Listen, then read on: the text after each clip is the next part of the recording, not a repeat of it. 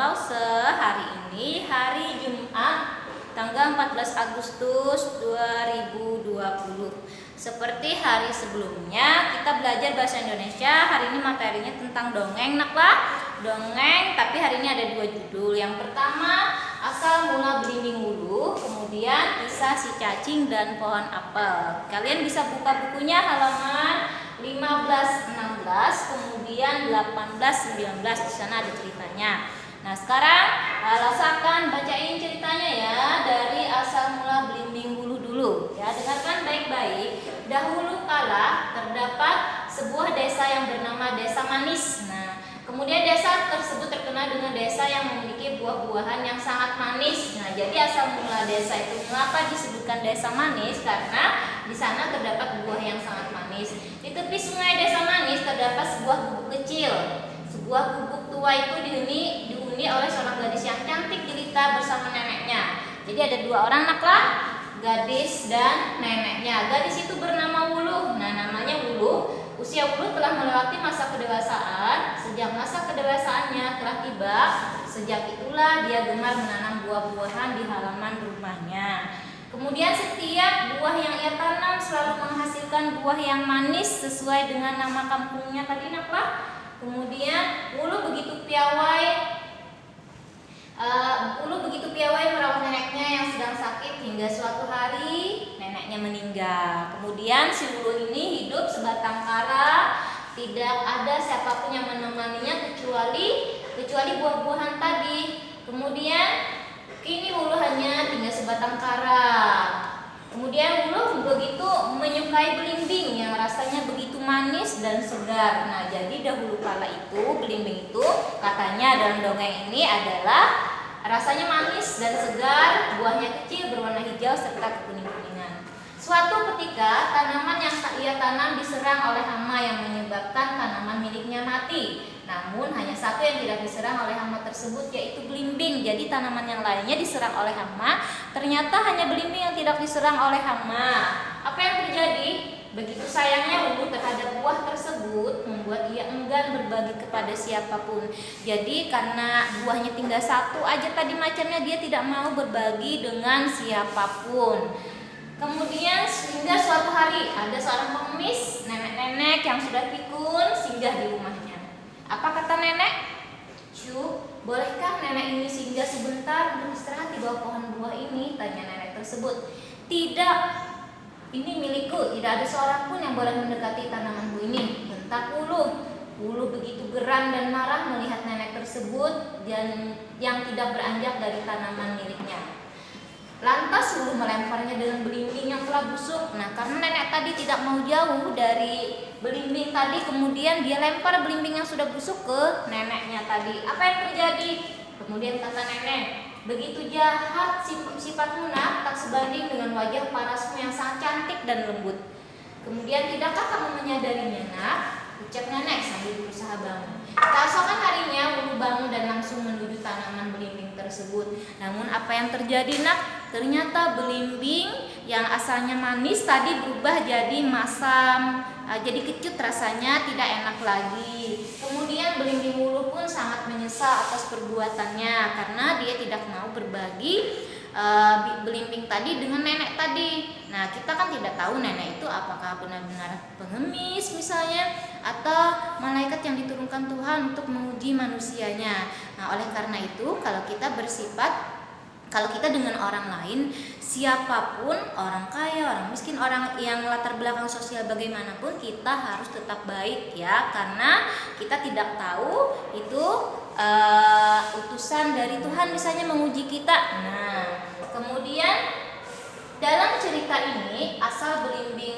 mula belimbing Wuluh, nanti ada di sini judulnya sudah tahu kan, Asal Mula Belimbing Wuluh, tokoh dongeng, tokohnya itu siapa, latar ceritanya di mana saja, kemudian pesan moral. Ingat pesan moral itu yang lebih penting. Yang pertama, jangan pernah mengucapkan sesuatu kepada orang lain yang bisa menyakitinya, karena doa orang yang tersakiti itu didengar oleh Tuhan, nak.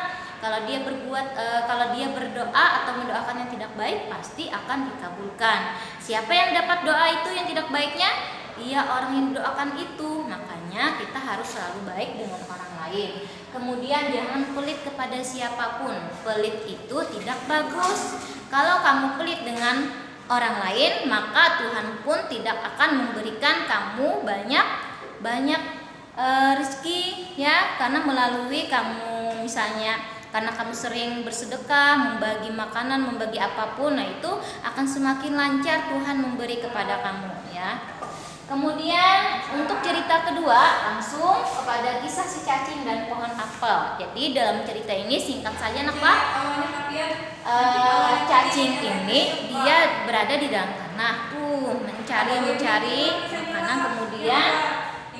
kemudian ternyata dia menggetuk akarnya pohon apel, sehingga pohon apel pun menjadi marah. Kenapa jadi marah? Dia terganggu saat tidurnya karena cacing tadi akibat bergerak-gerak hingga menyentuh akarnya. Kemudian cacing tadi dilempar oleh si pohon apel. Kata si cacing, awas ya kamu kalau sampai tubuhku patah-patah, kata si cacing. Kemudian datanglah seekor kupu-kupu mendengar mereka berkelahi tadi. Lalu apa kata kupu-kupu? Kemudian si cacing dan pohon apel pun menceritakan penyebab masalahnya, ya, menceritakan masalahnya itu apa sehingga mereka itu berdebat. Kemudian apa kata si kupu-kupu? Kata si kupu-kupu, sebenarnya di antara kalian berdua telah menjadi salah paham. Tidak ada yang salah maupun yang benar. Si cacing berjalan di dalam tanah saat pagi hari mencari makanan. Kemudian mungkin si apel merasa terganggu. Bekas jalan yang ditinggalkan si cacing sebenarnya berguna bagi akar pohon apel ini bernapas, ya. Kemudian pohon apel seharusnya berterima kasih kepada cacing karena tanah di sekitarnya menjadi subur, ya. Jadi kata kupu-kupu, sebenarnya pohon apel ini harus bersyukur. Kenapa? Karena berkas si cacing masuk ke dalam tanahnya tadi hingga tanahnya menjadi subur. Kalau sudah subur, maka akan berbuah lebat. Kemudian apa yang lagi terjadi? Nah, jangan mau menang sendiri. Artinya, misalnya mau apapun, diri sendiri dulu yang ditamakan. Nah, itu salah, ya. Itu namanya egois. Ya, itu namanya egois. Nah, sifat itu tidak bagus. Kemudian lagi, tidak boleh ada makhluk yang berkata dia tidak berguna di hidup di dunia. Semua pasti ada gunanya. Seperti apa, sekecil apapun Tuhan menciptakan, semut di bawah pasti ada gunanya. Cacing di tanah pasti ada gunanya. Apalagi kerang di lautan pasti ada gunanya. Jadi segala sesuatu yang diciptakan Tuhan itu pasti ada gunanya. Nah, jadi pesan moralnya dalam cerita ini adalah jangan mau menang sendiri, karena manusia adalah makhluk sosial yang saling membutuhkan. Kemudian yang ketiga, saling memaafkan. Yang keempat, semua makhluk hidup ada manfaatnya. Seterusnya tidak boleh egois, ya. Kiranya materi Lause hari ini cukup panjang, ya, karena ada 2 cerita dongeng. Nah, untuk soal nanti Lause akan berikan di foto. Ya, selamat mengerjakan, dadah.